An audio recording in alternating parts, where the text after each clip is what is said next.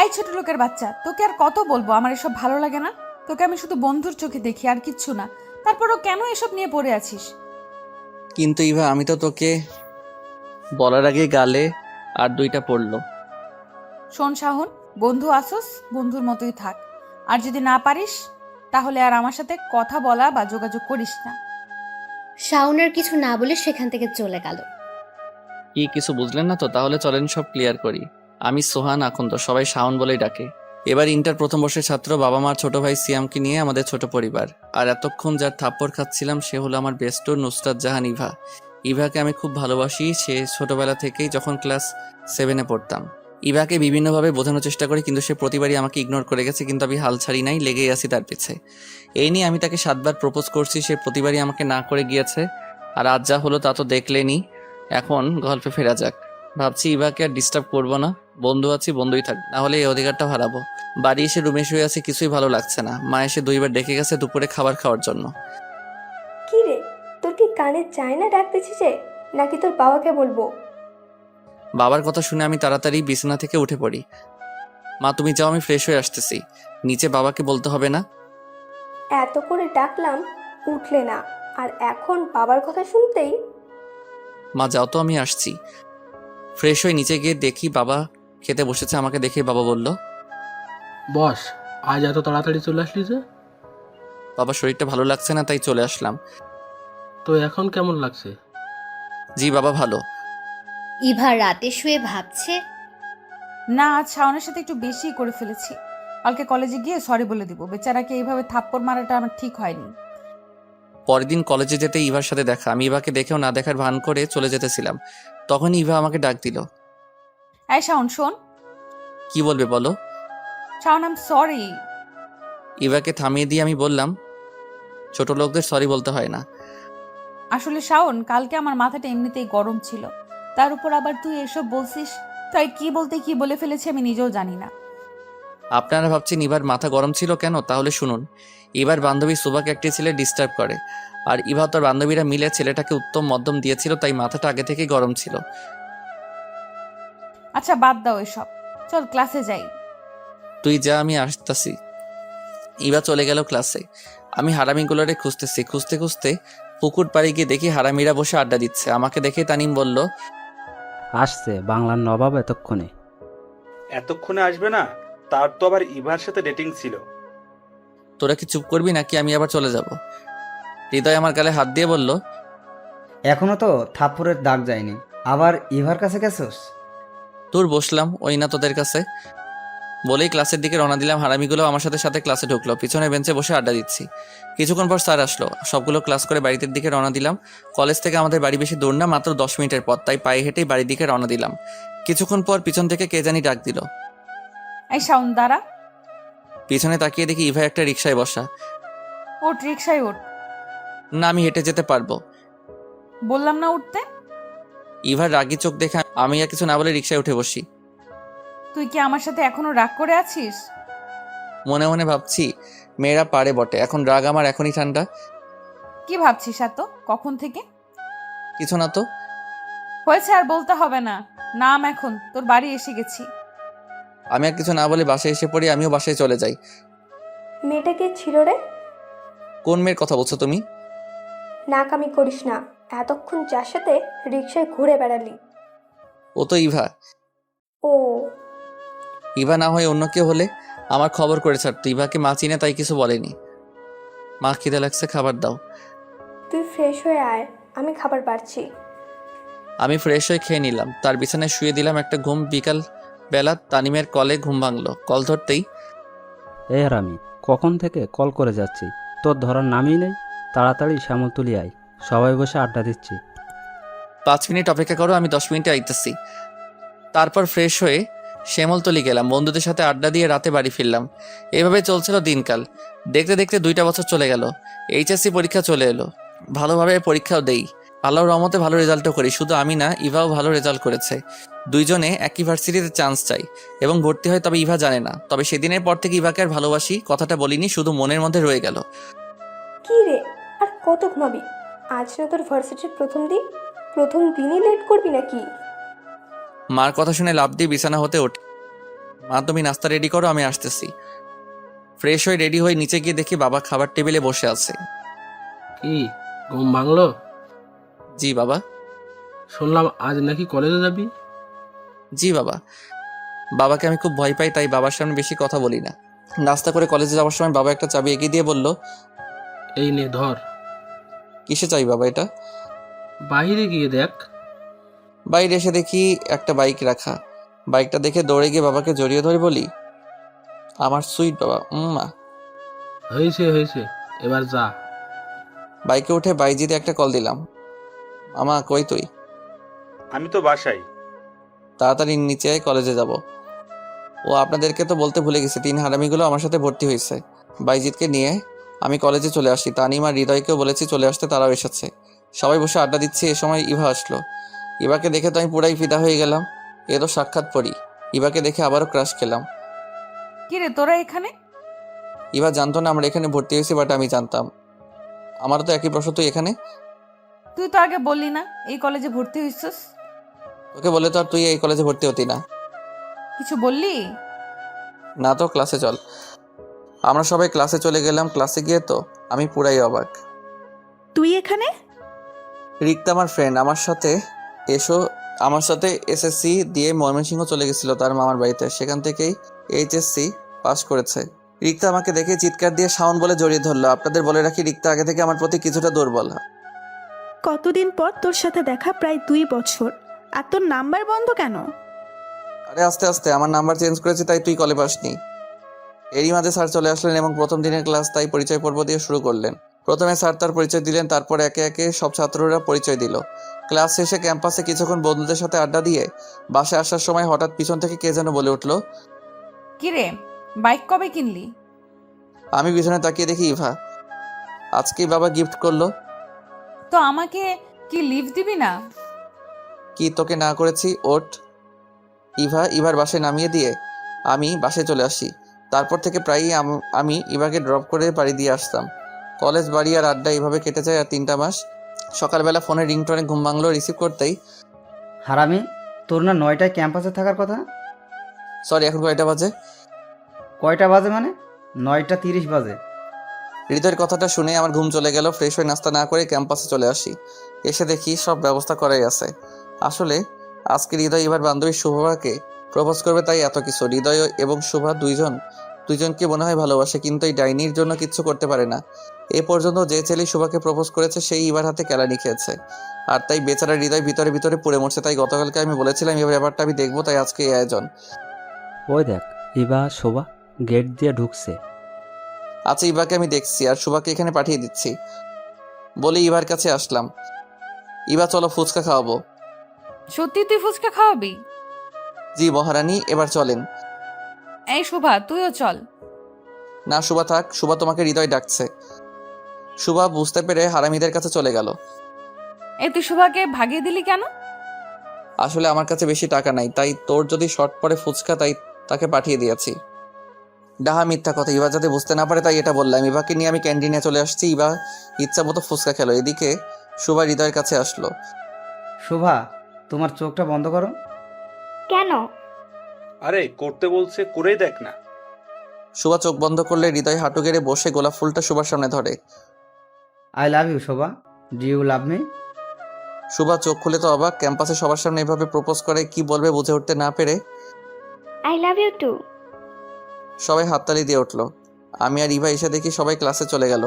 তাই ইভা বলে উঠলো, শাওন চল আজকে তোর বাইকে ঘুরি। আমি কিছু একটা ভেবে বললাম, চলো। কিছুক্ষণ ঘোরাঘুরি করে দুপুরে বাসায় চলে আসি। ফ্রেশ হয়ে দুপুরে খাবার খাই। হাতে কোনো কাজ না থাকায় বেলকনিতে বসে গল্প লিখতে শুরু করি। আর গল্প লিখতে বসলেই কেন জানি না ইভার কথা মনে পড়ে। পড়বেই বা না কেন, আমার গল্প তো শুধু ইভাকে ঘিরে। ইভার কথা মনে পড়তে ইভাকে একটা কল দিলাম, ধরলো না। কি ব্যাপার ইভা, কল ধরলো না কেন? আবার দিলাম, ধরলো না। 10 বারের মাথায় কল ধরলো। ইভা কল ধরছিলে না কেন? তুমি ঠিক আছো? একটা কাজ করছিলাম। ইভা তোর কণ্ঠ এমন লাগছে কেন? সত্যি করে বল, তুই ঠিক আছিস? আচ্ছা পরে কথা বলি, আমার ভালো লাগছে না। ইভার কথা শুনে বুঝলাম কোনো একটা গন্ডগোল আছে, কিন্তু কি? আমাকে যে করেই হোক জানতে হবে। বেলকনি বসে থাকতে আর ভালো লাগছে না, তাই বাসার বাইরে চলে আসি আমি। হারামিদের কল দিয়ে বলি সেমতলি আসতে। সেমতলি হলো আমার বন্ধুরা বসে যে জায়গায় আড্ডা দেয় সেই জায়গার নাম। কিছুক্ষণ পর সব হারামিরা চলে আসলে জমিয়ে আড্ডা দিই। বাসায় ফিরি রাত 10টায়। অবশ্য আম্মু একটু বকা দিয়েছিল, কিন্তু আব্বুর জন্য বেঁচে যাই। ফ্রেশ হয়ে রাতের খাবার খেয়ে শেষ হয়ে ভাবছি এবার কি হলো। এবার কথা শুনে মনে হলো এবার কিছু একটা নিয়ে টেনশনে আছে। না, এসব ভেবে এখন আরামের ঘুমটা হারাম করব না। কালকে ইভার কাছ থেকে সব জেনে নেব। পরের দিন ক্যাম্পাসে একা একা বসে আছি। এবার বিষয়টা নিয়ে টেনশন হচ্ছিল, তাই আগে আগে কলেজে এসে পড়ি। হারামিগুলো এখনো আসেনি। গেটের দিকে তাকাতেই দেখলাম ইভা আসতেছে। ইভা আমাকে দেখে সোজা আমার কাছে আসলো। কিরে, কালকে তোর কি হয়েছিল?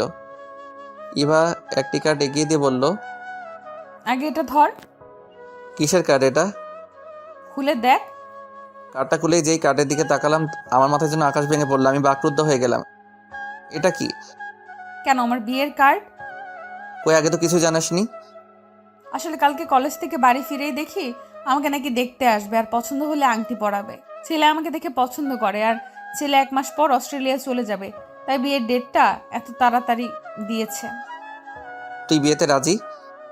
আসলে প্রথমে একটু রাগ হয়েছিল এত তাড়াতাড়ি বিয়ে, তারপর ভাবলাম বিয়ে তো একদিন করতেই হবে, তাই রাজি হয়ে যাই।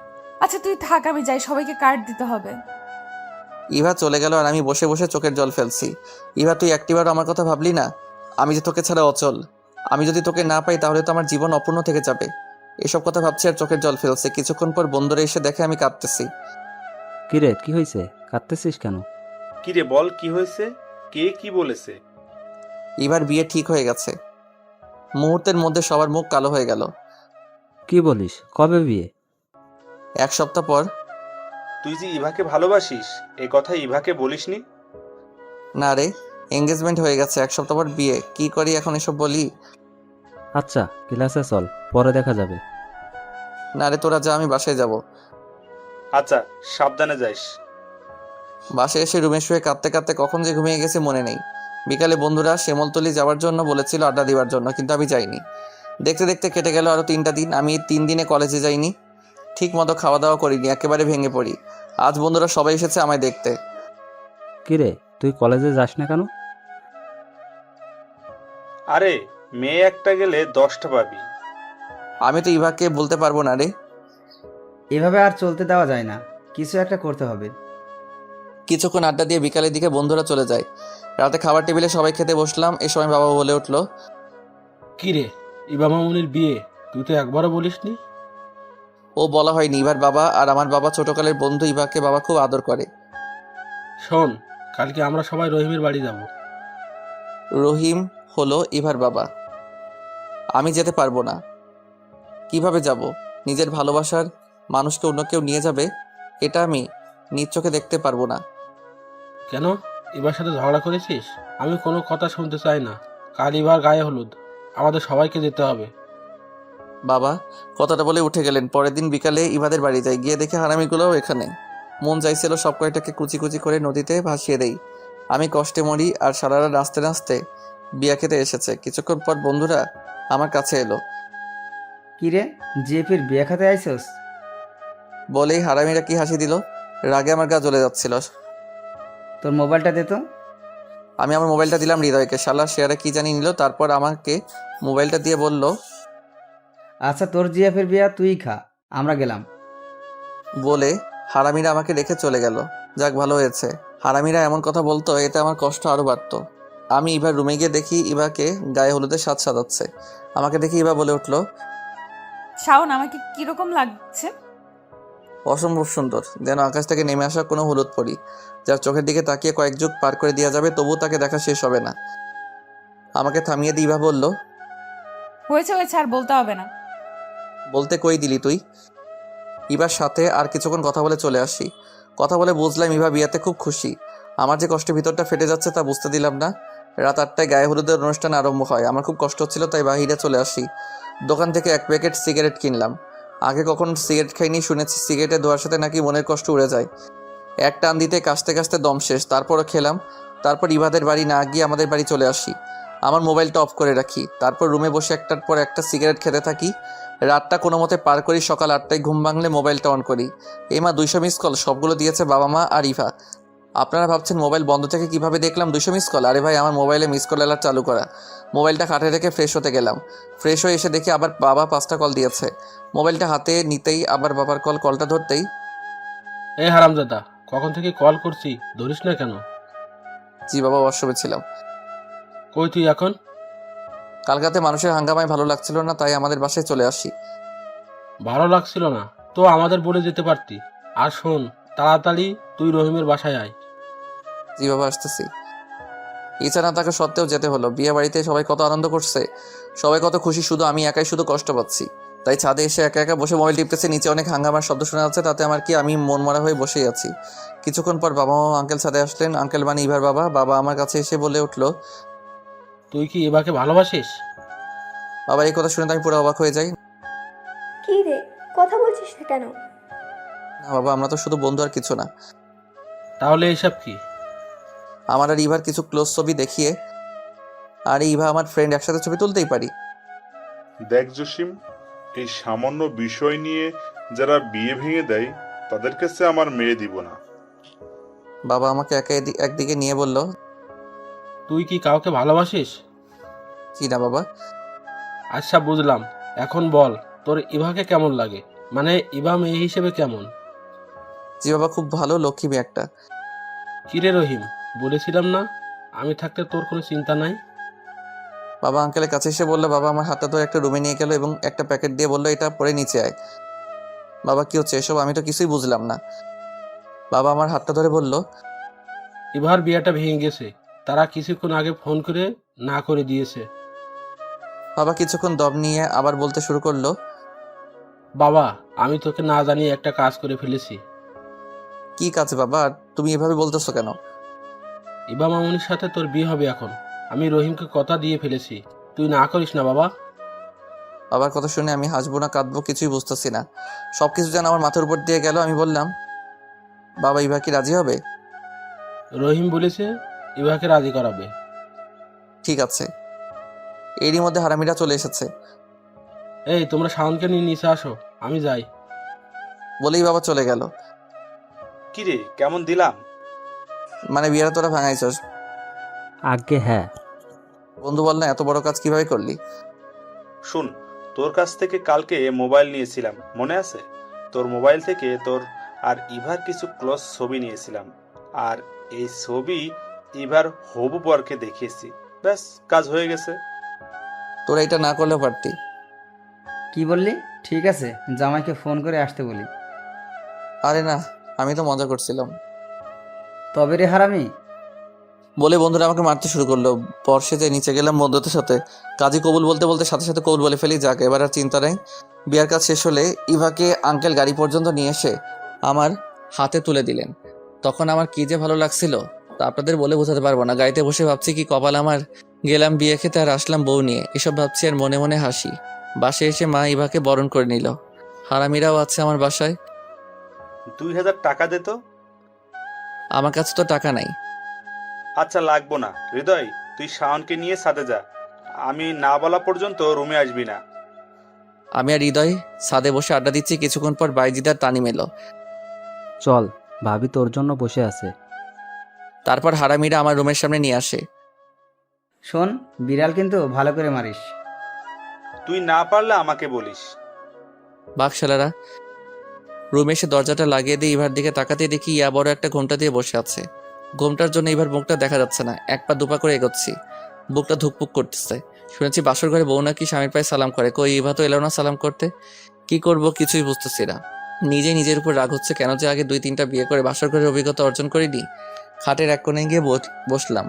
আমাকে দেখে ইভা ঘোমটাটা সরিয়ে বলল, শোন, আমি তোকে স্বামী হিসেবে মানতে পারবো না, তো আমার কাছে আসার চেষ্টা করবি না। ইভার কথা শুনে আমি বাকরুদ্ধ হয়ে যাই। কি বলবো কিছুই বুঝতেছি না। ইভা আমার দিকে একটা বালিশ ছুঁড়ে মেরে বলল, তুই সোফায় ঘুমা আর আমি খাটে ঘুমাবো। সোফায় তো আমি ঘুমাতে পারি না। তা আমি কি করব? ঘুমাতে না পারলে জেগে থাক। যা তো এখান থেকে, আমি ঘুমাবো। কি আর করব, মনে একরাশ কষ্ট নিয়ে সোফায় শুয়ে পড়লাম। বাসর ঘর নিয়ে জীবনে কত স্বপ্ন দেখেছি, শেষ পর্যন্ত কিনা আমাকে সোফায় ঘুমাতে হলো। ভাবতেই চোখে জল চলে এলো। সকালবেলা ঘুম ভাঙতে চোখ খুলে দেখি বউ আমার গোসল করে এসে আয়নার সামনে বসে মাথার চুল আঁচড়াচ্ছে। প্রতিদিন সকালে ঘুম ভাঙতে ইভাকে দেখতে পারবো ভাবতেই ভালো লাগে। এভাবে চেয়ে আছিস কেন? আমার বউকে দেখছি। আমি না তোকে বললাম আমি তোকে স্বামী হিসেবে মানি না? সো আমাকে এসব বউটও ডাকবি না। শোয়া থেকে উঠে ফ্রেশ হয়ে ইভাকে নিয়ে নিচে গেলাম। আমাদের দেখে সবাই হা হয়ে তাকিয়ে আছে, যেন আমরা ভিন্ন গ্রহের এলিয়েন। আমাদের আর কোনোদিন দেখিনি। বাহ, তোদেরকে খুব মানিয়েছে। দেখতে হবে না কার ছেলে আর ছেলের বউ? ছেলে কি তোমার একার নাকি? আরে তোমরা ঝগড়া থামাবা, আমি তোমাদের দুজনেরই ছেলে। এখন খেতে দাও। মা আপনিও বসে পড়েন, আমি বেড়ে দেই। আচ্ছা ঠিক আছে, তুমিও বসে পড়ো। খাবার টেবিলে বসে ইভা কি সুন্দর ব্যবহার। বলে কি মেয়ে, এটা দিব তোমাকে, এটা একটু নাও। সবার সামনে কি সুন্দর করে কথা বলে। আমি তো শুনে পুরাই শখ। বিকালে বন্ধুদের সাথে আড্ডা দিতে গেলাম। কিরে, বাসুরাত কেমন কাটলো? বেয়াল কি মারছিলি? আরে দূর, রাতে কিছুই হয়নি। তারপর বন্ধুদের সবটা বললাম। আমার কথা শুনে বন্ধুদের সে কি হাসি। আহারে বেচারা, বাসর ঘরে সোফায় থাকতে হলো। বন্ধুদের সাথে আড্ডা দিতে দিতে রাত 10টায় বাসায় ফিরি। কিরে, এত রাত করে বাসায় ফিরলি ঘরে বউ রেখে? তোর কি বুদ্ধি শুদ্ধি কখনোই হবে না? বৌমা কখন থেকে না খেয়ে বসে আছে। বাবার কথা শুনে তো আমি পুরাই অবাক হয়ে যাই। যে আমাকে দেখতেই পারেন না সে কিনা আমার জন্য না খেয়ে বসে আছে। কথাটা শুনে মনে মনে খুশি হলাম। ফ্রেশ হয়ে আমি আর ইভা খেতে বসলাম। তুমি আমার জন্য না খেয়ে অপেক্ষা করছিলে কেন? খেয়ে নিতেই পারতে। বাবা মা যাতে না বোঝে তাই খাইনি। আর তুই আমায় তুমি করেই বলতিস কেন? বারে নিজের বিয়ে করা বউকে কি তুই করে বলবো? এই তোকে না না করছি আমাকে বউ বলতে? তোর এইসব আদিক্ষেতা আমার ভালো লাগে না। এবার কথাটা শুনে আবার টেবিলে আরো বসে থাকতে মন চাই দিয়ে তাই উঠে রুমে চলে আসি। সোফায় শুয়ে শুয়ে ভাবতেছি ইভা কি আমাকে কখনো মেনে নেবে না? তাহলে আমাকে বিয়েটা করছিল কেন? কিছুক্ষণ পর ইভা রুমে এসে শুয়ে পড়লো। সকালবেলা খুব ভোরেই আমার ঘুম ভাঙলো। ইভা এখনো ঘুমাচ্ছে। ঘুমালে মেয়েটা কিরকম বাচ্চা বাচ্চা লাগে। ইভাকে দেখে নিজেকে আটকে রাখতে পারলাম না। আস্তে আস্তে ইভার কাছে গিয়ে বসে ইভাকে দেখতে লাগলাম। আমি কেমন জানি একটা ঘোরের মধ্যে হারিয়ে যাচ্ছি। এত কাছে কখন আসিনি ইভার। নিজের অজান্তে একটা ভালোবাসার পরও সেঁকে দিলাম ইভার কপালে। হঠাৎ মনে হলো ইভা আমাকে ইভার এত কাছে দেখলে আস্ত রাখবে না, তাই উঠে পড়লাম। ফ্রেশ হয়ে একটু বাইরে গেলাম হাঁটাহাঁটি করতে। 8টার বাসায় ফিরি। কি রে, এত সকাল সকাল কই গেছিলি? এই তো একটু হাঁটাহাঁটি করতে। খেতে দাও তো, খিদে লাগছে। ফ্রেশ হয়ে আয়। তারপর ফ্রেশ হয়ে এসে একসাথে সবাই খেতে বসেছি। মা, আমি আজ কলেজে যাব। ইভাও কি যাবে? মা আমিও যাব। ঠিক আছে, শাওনের সাথে যাস। শুন, বৌমাকে সাথে করে নিবে, আবার সাথে করে নিয়ে আসবে। ঠিক আছে মা। আমি কলেজে যাবার জন্য রেডি হয়ে নিচে দাঁড়িয়ে আছি। ম্যাডামের এখনো আসার কোনো নামগন্ধ নাই। কিছুক্ষণ পর সিঁড়ির দিকে তাকিয়ে হা হয়ে যাই। আমি কাকে দেখছি? ইভা একটা কালো শাড়ি পরেছে। এর আগে কোনোদিন মেয়েটির শাড়ি পরতে দেখিনি। এত সুন্দর লাগছিল তা বলে বোঝাতে পারবো না। তাই হা করে তাকিয়ে ইভাকে দেখছি। ইভা যে কখন আমার কাছে চলে আসে বুঝতেই পারিনি। মুখ বন্ধ কর, নইলে মুখে মশা ঢুকবে। ইভার কথায় আমি কিছুটা লজ্জা পেয়ে বললাম, চলো দেরি হয়ে যাচ্ছে। বাইকে করে দুইজন কলেজে গেলাম। গিয়ে দেখে হারামিরাও এসেছে। সবাই বসে আড্ডা দিচ্ছি। এরই মাঝে রিক্তা আসলো। এতদিন কলেজে আসছো নাই কেন? এমনিতেই কাজ ছিল বাড়িতে। ও, এখন কাজ শেষ হয়েছে? তারপর সবাই বসে কিছুক্ষণ আড্ডা দিয়ে ক্লাসে চলে আসি। ক্লাসে এসে দেখি ইভা ক্লাসে নেই। কিছুক্ষণ পর স্যার আসে ক্লাসে। এখনো ইভার আসার নাম নেই। ক্লাস শেষে বাইরে গিয়ে ইভাকে খুঁজতে লাগলাম। খুঁজতে খুঁজতে ক্যান্টিনে গিয়ে দেখি ইভা একটি ছেলের সাথে হাসাহাসি করে কথা বলছে। দেখে আমার খুব রাগ হচ্ছিল, কিন্তু এখানে কিছু বলা যাবে না। যা বলার বাড়িতে গিয়ে বলবো, তাই আগে সেখান থেকে চলে আসি। কলেজ শেষে ইভার জন্য দাঁড়িয়ে আছি। ইভা এখন আসার নাম নাই। প্রায় 20 মিনিট পর সেই ছেলেটির সাথে ইভা আসলো। ছেলেটিকে বিদায় দিয়ে আমার কাছে আসলো। চল। আমি আর কিছু না বলে আগে বাইক স্টার্ট করে দিয়ে বাসে চলে আসি। রুমে এসে ইভাকে বলি, ছেলেটিকে আর তার সাথে তোমার এত কিসের কথা? ছেলেটি যেই হোক, তোকে বলতে যাব কেন? বলতে হবে আমাকে, কারণ আমি তোমার স্বামী। স্বামী মাই ফুড, তোকে আমি স্বামী হিসেবে মানি না। শোন, তোকে আমি 6 মাস পর ডিভোর্স দিব। সো আমার ব্যাপারে তুই নাক গলাতে আসবি না। ইভার মুখে ডিভোর্সের কথাটা শুনে আমার মাথায় যেন আকাশ ভেঙে পড়লো। আমি আর কিছু না বলে রুম থেকে বেরিয়ে পড়ি। ছাদে গিয়ে সিগারেট ধরালাম। আগে সিগারেট খেতাম না, এখন ইভার অবহেলায় সিগারেট ওই আমারই একমাত্র সঙ্গী। এভাবেই কেটে যায় 1 মাস। ইভা এখন আমার সাথে আগের মতো কথা বলে না। আমি কথা বলার বহু চেষ্টা করি, কিন্তু ইভা শুধু হ্যাঁ বা না উত্তর দেয়। তাই আমিও বেশি কিছু বলি না। সকালে ফ্রেশ হয়ে নাস্তা করে ইভাকে নিয়ে কলেজে গেলাম। ক্যাম্পাসে গিয়ে দেখি বন্ধুরা সবাই বসে আছে, কিন্তু সবার মন খারাপ। কিরে তোরা সবাই মুখটা এমন বাংলার পেঁচার মতো করে রাখছস কেন? মিমের বিয়ে ঠিক হয়ে গেছে। মিম হচ্ছে বাইজিতের খালাতো বোন। কি বলিস, কবে? জানি না, তবে কিছুক্ষণ আগে মিম কল করে বলল। বিয়ের ডেট ঠিক হয়ে গেছে? সামনে রবিবারে। আজকে সোমবার, তার মানে 5 দিন সময় বাকি আছে। আর চল সবাই। কই যাবি? কই যাবো মানে তোর খালা বাড়ি। সবাই এখন যার যার বাড়ি গিয়ে রেডি হয়ে নে। তারপর সবাই উঠে পড়ি। আমি ইভাকে খুঁজতে থাকি, কারণ ইভাকে বলে যেতে হবে। ইভাকে গিয়ে দেখি বান্ধবীদের সাথে বসে আড্ডা দিচ্ছে। আমি ইভাকে ডাক দিলাম, ইভা একটু এদিকে আসো। কি বলবি? এখানে বল। শোন, আমি এখন বাড়ি চলে যাব, তুমি কি আমার সাথে যাবে? এখন চলে যাবে কেন? ক্লাস করবে না? না, আমি এক জায়গায় যাব 5-6 দিনের জন্য। আচ্ছা তুই তাহলে যা, আমি ক্লাস করে বাসায় চলে আসব। আমি মন খারাপ করে চলে আসলাম। ভাবছিলাম 5-6 দিনের জন্য যাবো, ইভা কিছু বলবে, কই যাব, কেন যাব, এসব। আচ্ছা সাবধানে যাও, এটুকু তো বলতে পারো। বাড়ি গিয়ে মাকে বাড়ি রেডি হয়ে সবাই বেরিয়ে পড়লাম মিমের বাড়ি কিশোরগঞ্জের উদ্দেশ্যে। স্টেশনে এসে সবাই বাসে উঠে পড়লাম। প্রায় 4 ঘন্টা জার্নি করে মিমদের বাড়ি গেলাম। বাইজিতে সবার সাথে পরিচয় করিয়ে দেই। আন্টি আমাদের রুম দেখিয়ে বলে, বাবা তোমরা এখানে রেস্ট নাও। সবাই ফ্রেশ হয়ে রেস্ট নিচ্ছি। হৃদয় মোবাইলে সবার সাথে কথা বলছে। কিছুক্ষণ পর মিম আসলো রুমে। বাইজিৎকে দেখে সবার সামনে জড়িয়ে ধরলো। আমরা সবাই হা হয়ে গেলাম। মিম কিছুক্ষণ পর যখন দেখলো আমরা তাকিয়ে আছি, বাইজিৎকে ছেড়ে দিয়ে বলল, সরি। সমস্যা নাই, আপনারা কন্টিনিউ করতে পারেন। বলে আমরা রুম হতে বেরিয়ে পড়ি। রাতে খাবার খেয়ে সবাই রুমে আসি। বাইজিৎ, আমার মিমের সাথে কিছু কথা আছে, চল মিমের রুমে। তারপর আমি আর বাইজিৎ মিমের রুমে যাই। মিম, আমি তো কিছুই বুঝলাম না, আপনি বাইজিৎকে ভালোবাসেন, তাহলে বিয়েতে রাজি হলেন কেন? আসলে বাবা আমাকে না জানিয়ে আমার বিয়া ঠিক করেছে। তাহলে জানার পর আঙ্কেলকে কিছু বলেন না কেন? আমি বাবাকে খুব ভয় পাই, আর বাবাকে বাইজিতের কথাটা বলতে পারিনি। আচ্ছা আপনি এখন কি চান? আমি বাইজিতকে ছাড়া বাঁচতে পারবো না।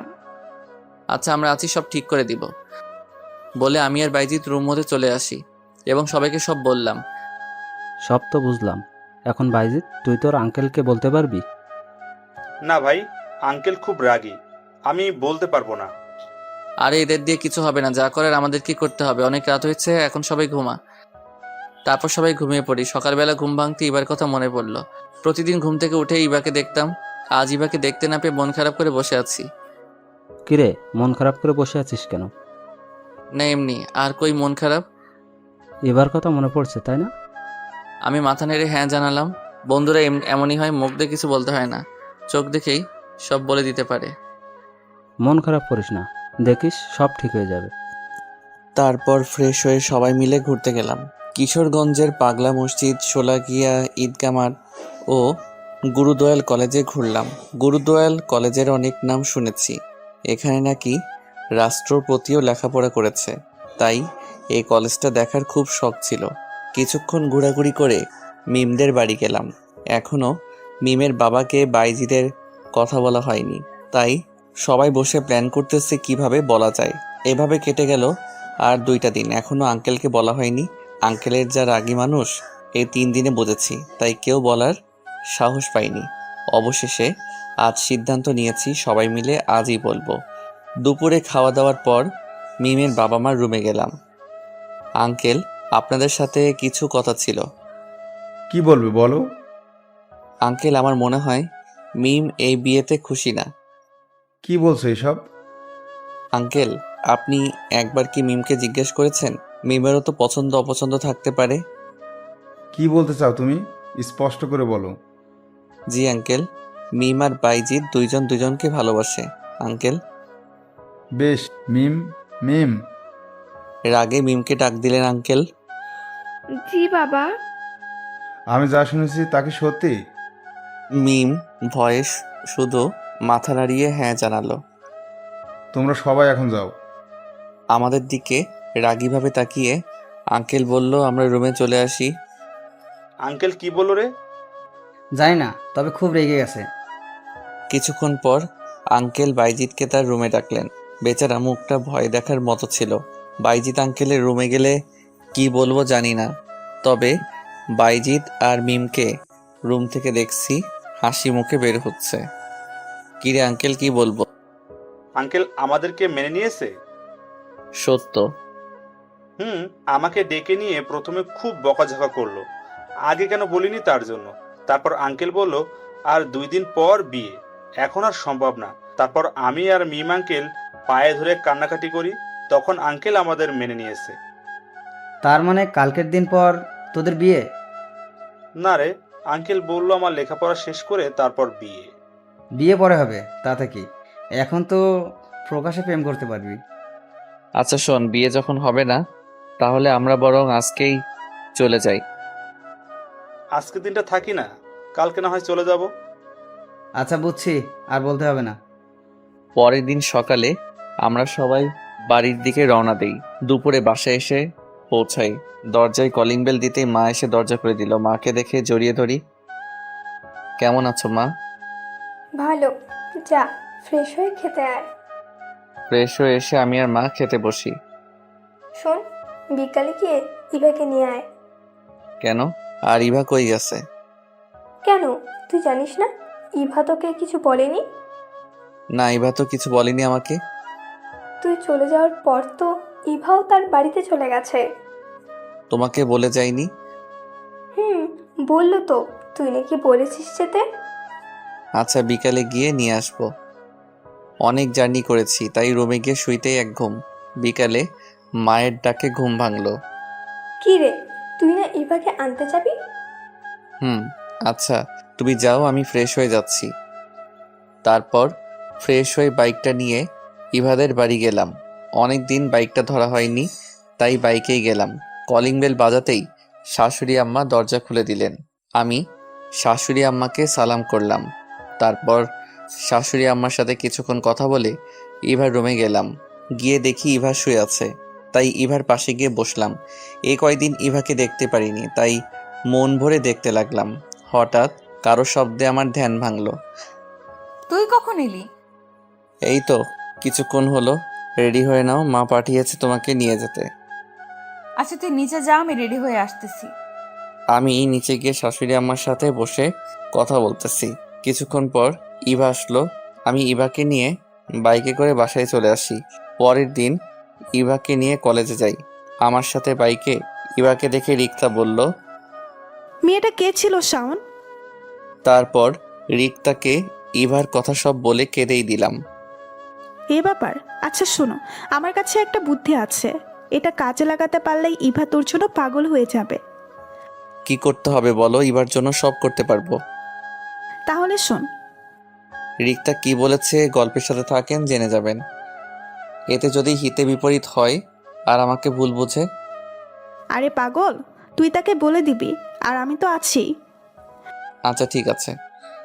তারপর কিছুক্ষণ আড্ডা দিয়ে ক্লাসে গেলাম। সব ক্লাস শেষ করে বাসায় চলে আসলাম। বিকেলে শ্যামলতলি গেলাম বন্ধুদের সাথে আড্ডা দিতে।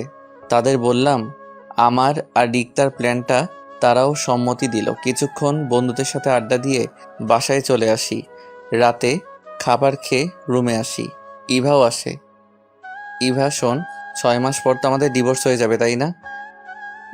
কিন্তু হঠাৎ এই কথা কেন? না মানে এমনি। আচ্ছা শোন, তাহলে আমাদের যে বিয়ে হয়েছে এটা কলেজের কাউকে আর বলিস না। তুই তোর বান্ধবীদেরও না করিস কাউকে বলতে, আর আমিও আমার বন্ধুদের বলবো। আচ্ছা ঠিক আছে। সকালে কলেজে যাওয়ার সময় ইভা আমার বাইকে উঠবে এমন সময়। ইভা শোন, তুই একটা রিক্সা করে কলেজে চলে যা, আমার একটা কাজ আছে, কাজটা করে কলেজে আসবো।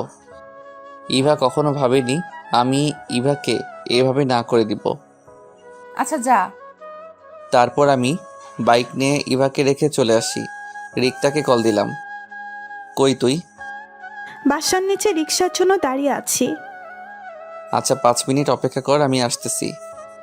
তারপর আমি রিক্তাকে বাইকে করে নিয়ে কলেজে চলে আসি। ক্যাম্পাসে ঢুকতেই দেখি ইভা তার বান্ধবীদের সাথে বসে আড্ডা দিচ্ছে। আমি রিক্তাকে নিয়ে সোজা ক্যাম্পাসে ঢুকি। ইভা আমাদের দেখে হা করে তাকিয়েছিল। আমরা বন্ধুদের সাথে না গিয়ে আমি আর রিক্তা আলাদা বসে আড্ডা দিচ্ছি। ক্লাস শুরু হলে সবাই ক্লাসে চলে গেল, কিন্তু আমি রিক্তা ক্লাসে যাইনি।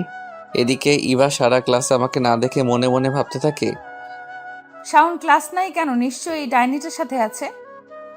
ইভা ক্লাস শেষ করে আমাকে খুঁজতে থাকে। গিয়ে দেখে আমি আর রিক্তা নারিকেল বাগানে বসে আছি, আর রিক্তা আমার মাথায় হাত বুলিয়ে দিচ্ছে। আমাদের দেখেই ইভা আমাদের কাছে এলো।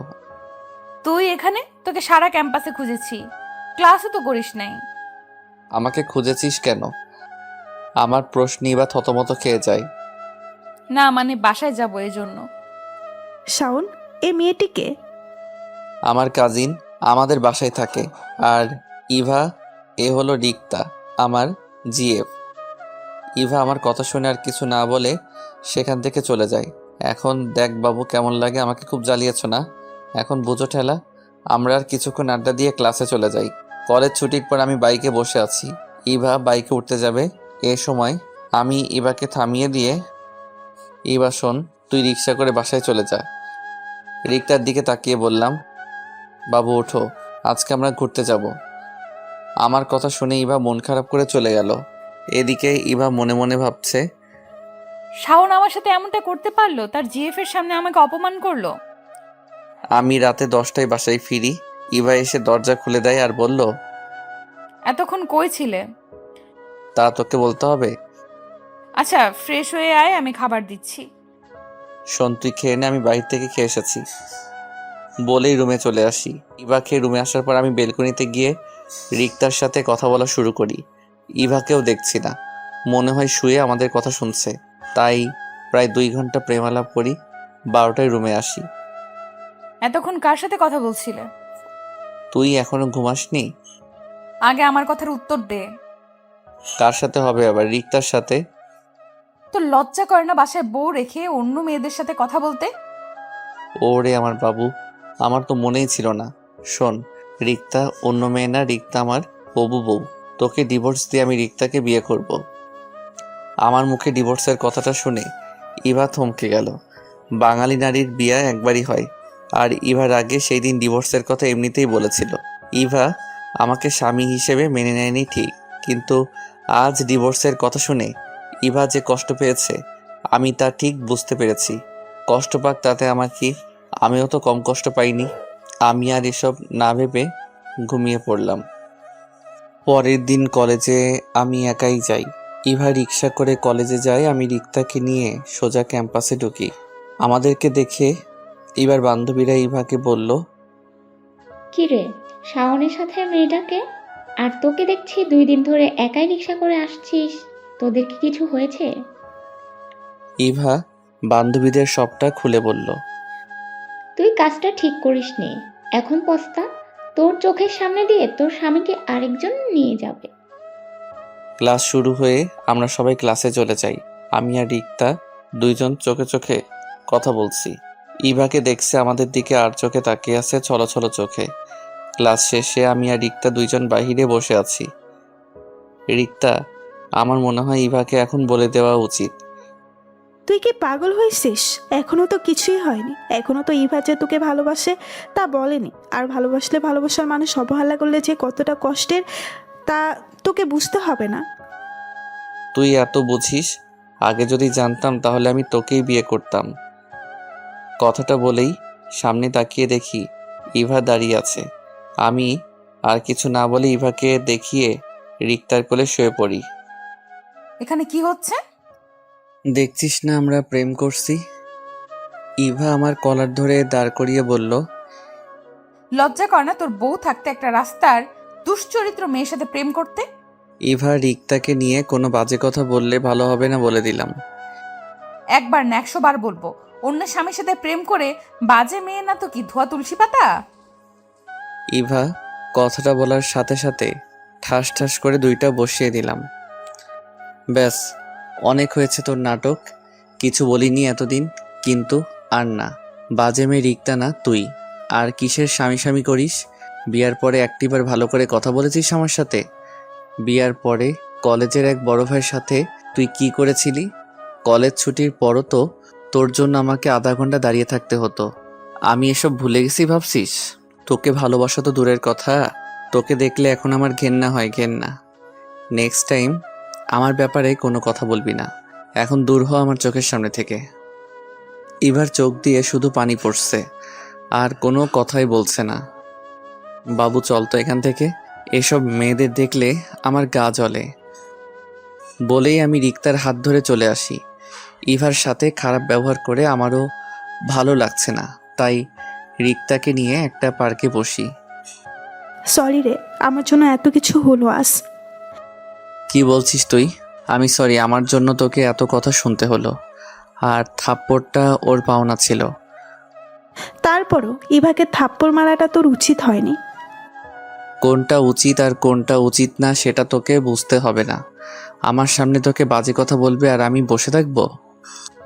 আচ্ছা বাপ হয়ে এখন এসব বাদ দে, বাদাম খাবো, বাদাম নিয়ে আয়। আচ্ছা তুই বস, আমি আনতেছি। তারপর কিছু বাদাম এনে খেতে খেতে কিছুক্ষণ আড্ডা দেই। বিকাল হয়ে গেছে, তাই রিক্তাকে তার বাসায় নামিয়ে দিয়ে আসি। কোনো কিছু ভালো লাগছে না, তাই বন্ধুদের শিমুলতলি আসতে বলি আড্ডা দিতে। বন্ধুদের সাথে আড্ডা দিয়ে রাতে বাসায় ফিরি। দরজায় কলিং বেল দিতেই ইভা এসে দরজা খুলে দেয়। খুব খিদা পেয়েছে, খেতে দে। দুপুরেও খাইনি, তাই খুব খিদা লাগছে। আচ্ছা ফ্রেশ হয়ে আসো, আমি খাবার দিচ্ছি। ফ্রেশ হয়ে খাবার খেয়ে দুইজন রুমে গেলাম। শোনো, তুমি চাইলে খাটে ঘুমাতে পারো। তোর সাথে ঘুমানোর ইচ্ছা আমার নাই। বলেই বেলকনিতে গিয়ে রিক্তাকে বলে দিলাম। তোর বউ কি করে রে? কি আর করবে, খাটে বসে বসে চোখের জল ফেলছে। কলেজের ব্যাপারে তোকে কিছু বলেছিল? না, কিছুই বলেনি, তবে বাসায় আসার পর থেকে তুমি করে বলতেছে। বলেছিলাম না তোর জন্য পাগল হয়ে যাবে তোর বউ। আচ্ছা শোন, আমার ব্যাপারটা মনে থাকে যেন। মনে থাকবে। তুই আমার এত বড় উপকার করলি, তোর কথাটা আমি রাখবো না? আচ্ছা আমার ঘুম পাচ্ছে, রাখি। ওকে, শুভরাত্রি। বলে কলটা কেটে দিলাম। বেলকনিতে থেকে রুমে এসে দেখি ইভা শুয়ে শুয়ে কি জানি ভাবছে। আমি সেই দিকে খেয়াল না দিয়ে সোফায় শুয়ে পড়লাম। কখন যে ঘুমিয়ে গেছি মনে নেই। মাঝরাতে হঠাৎ কারো শব্দে ঘুম ভেঙে গেল। আমি চেয়ে দেখি ইভা আমার পায়ে মাথা রেখে কান্না করতেছে আর বলছে, সরি শাওন, তুমি যখন আমার কাছে ছিলে তখন আমি তোমায় বুঝতে পারিনি, কিন্তু আজ তোমাকে হারিয়ে আমি বুঝেছি তুমি আমার ভেতর কতটা জুড়ে ছিলে। এখন তোমাকে হারিয়ে বুঝেছি আমি তোমাকে কতটা ভালোবাসি। ভালোবাসার মানুষের অবহেলা যে কতটা কষ্টের এখন আমি বুঝতেছি। তোমাকে খুব অবহেলা করেছি সেই ছোটবেলা থেকে। এখন আমি বুঝতে পারছি তুমি কতটা কষ্ট পেয়েছো। তুমি শুধু একবার ফিরে আসো, আর কোনো দিন তোমাকে হারাতে দিব না। ইভার কথা শুনে খুব ইচ্ছে করছিল ইভাকে জড়িয়ে ধরে বলি, ভালোবাসি তোমায়, খুব ভালোবাসি। কিন্তু না, এখন কিছু বলা যাবে না। তাই আবার ঘুমিয়ে গেলাম। সকালবেলা ইভার ডাকে ঘুম ভাঙল। কি, আমাকে একটু শান্তিতে ঘুমাতেও দিবে না? অনেক বেলা হয়েছে, ওঠো। আর তোমার জন্য কফি বানিয়ে এনেছি, না হলে কফি ঠান্ডা হয়ে যাবে। আজ সূর্য কোন দিক দিয়ে উঠল, তুই আমার জন্য কফি করে আনলি? বারে, আমার বরের জন্য আমি কফি বানিয়ে আনতে পারি না? কি বলছিস, তোর বর? ভুলে যাস না, আর 3 মাস পর আমাদের ডিভোর্স হয়ে যাবে। তুই আমাকে কি ডিভোর্স দেস? আমিও দেখে নেব। কিছু বললি নাকি? না, কিছু বলিনি। আচ্ছা এখন কফিটা নাও। আমি ঘুম থেকে উঠে কফিটা খেয়ে ওয়াশরুমে গেলাম ফ্রেশ হতে। ইভার চিল্লাচিল্লিতে ওয়াশরুম থেকে বের হলাম। কি হয়েছে, এভাবে চেঁচাচ্ছিস কেন? বলে ফ্লোরের দিকে তাকিয়ে দেখি আমার মোবাইলটা ভেঙে পড়ে আছে। হায় আল্লাহ, এটা কি করলি? আমার মোবাইলটা ভাঙলি কেন? এই তোর মোবাইলে মেয়েদের এত কল কিসের? ইভার আমার কলার ধরে কথাটা বলল। আমি ভাঙা মোবাইলটা হাতে নিয়ে দেখি রিক্তা কল দিয়েছিল। কই এত মেয়ে, রিক্তাই তো কল দিয়েছিল। আর তুই তো জানিস রিক্তা আমার জিএফ। আর তুই কি রিক্তাকে উল্টাপাল্টা কিছু বলেছিস? কি বলেছি তা ওই ডাইনিটার কাছ থেকে জেনে নিস। তাহলে জেনে নিন ইভা কি বলেছিল। আমি যখন ঘুম থেকে উঠে রিক্তাকে একটা SMS পাঠিয়েছিলাম কল দেওয়ার জন্য, আর এটাও বলেছিলাম যে কলটা ইভা ধরবে। আমি ইভাকে জ্বালানোর জন্য রিক্তাকে দিয়ে কলটা করাই। ইভা কল রিসিভ করতেই, বাবু তোমার ঘুম ভাঙলো? শোন, রাস্তা করার দরকার নেই, তাড়াতাড়ি কলেজে চলে আসো, আমি তোমার জন্য বিরিয়ানি রান্না করে আনবো। এই মেয়ে, তোর সমস্যা কি? আমার স্বামীর জন্য আমি থাকতে তুই রান্না করে আনতে যাবি কেন? কি বললি? তোর স্বামী শাওন তো তোকে ডিভোর্স দিয়ে আমাকে বিয়ে করবে, আর 3 মাস পর। শোন ডাইনি, আমার স্বামীর দিকে তুই যদি চোখ তুলেও তাকাস তাহলে তোর চোখ আমি তুলে নেব। আমি কি করে বসে বসে আঙুল চুষবো? শাওন, শুধু আমার কথাটা মনে রাখিস। ইভা আর কিছু না বলে আছাড় দিয়ে আমার স্বাদের মোবাইলটা ভেঙে ফেলে। এই যা, এইটুকুর জন্য আমার মোবাইলটা ভেঙে ফেললো। আমি আর কিছু না বলে রেডি হয়ে নিচে গেলাম নাস্তা করতে। নাস্তা করে আমি যথারীতিতে ইভাকে রেখে কলেজে গেলাম। গিয়ে দেখি বন্ধুরা বসে আড্ডা দিচ্ছে, তাই তাদের সাথে বসলাম। কিরে, তোর কি অবস্থা? আজকাল তো ক্যাম্পাসে আমাদের সাথে বসিসই না, তা আজ কি মনে করে? তোরা তো জানিস আমি একটা মিশনে আছি। তো শুনি আপনি কি মিশনে আছেন? আরে তুই আয়, বস বস। বসবো না। শাওন, চল না, ফুচকা খাবো। চল ক্যান্টিনে। ক্যান্টিনে না, বাইরে রাস্তায় দাঁড়িয়ে খাওয়ার মজাই আলাদা। আচ্ছা চল। কি আর করার, রিক্তাকে নিয়ে কলেজের সামনে মরে গেলাম ফুচকা খেতে। হঠাৎ সামনে যেয়ে দেখি ইভা রিক্সা করে কলেজের দিকে আসতেছে। ইভাকে দেখে আমি, হ্যাঁ করো তো বাবু। কিরে, হঠাৎ রাস্তার মধ্যে তোর এত প্রেম আসলো কোথা থেকে? পিছনে তাকিয়ে দেখো। রিক্তা পিছনে তাকিয়ে দেখে ইভা। তাই তো বলি, এত প্রেম আসলো কই থেকে? ইভাকে দেখে রিক্তা আমাকে আর আমি রিক্তাকে ফুচকা খাইয়ে দিতে লাগলাম। আমাদের প্রেম দেখে ইভা রিক্সা হতে নেমে আমার হাত থেকে ফুচকার প্লেটটা নিয়ে একটা আছাড় মারলো। কি হচ্ছে এসব? এটা রাস্তা, সো আস্তে কথা বলো। তোকে না বললাম এই ডাইনির সাথে না যেতে? তাহলে তুই তার সাথে কি করছিস? দেখিস না দুইজন প্রেম করছি, তুই তো এসে দিলি সব শেষ করে। তুই আজ বাসায় আয়, তোর মজা দেখাবো। এতদিন তোকে কিচ্ছু বলি নাই, তাই লাই পেয়ে গেছিস। বলেই ইভা রাগে ফুঁসতে ফুঁসতে রিক্সায় উঠে বাসার দিকে চলে গেল। এই, তুই ইভাকে এত রাগালি কেন? এমনিতেই এখন না আমার ইভাকে রাগাতে ভালো লাগে। হা হা হা হা। আচ্ছা, তুই ইভাকে সত্যিটা কবে বলবি? ইভার জন্মদিন সামনে মাসের 8 তারিখ। ভাবছি ইভাকে সেই দিব, সারপ্রাইজ দিব, সবটা বলে নতুন করে আবার প্রপোজ করব। তার মানে আরো 1 মাস ইভাকে কষ্ট দিবি? জি মহারানী, আমিও কম কষ্ট পাইনি। এখন চলো, ক্লাস করতে হবে। ফুচকার বিল দিয়ে আমি আর রিক্তা বাইকে করে কলেজে চলে আসি। বাইকটা রেখে আমি আর রিক্তা ক্লাসে চলে যাই। কলেজ ছুটির পর আমি রিক্তাকে তার বাসায় নামিয়ে দিয়ে আমি বাসায় চলে আসি।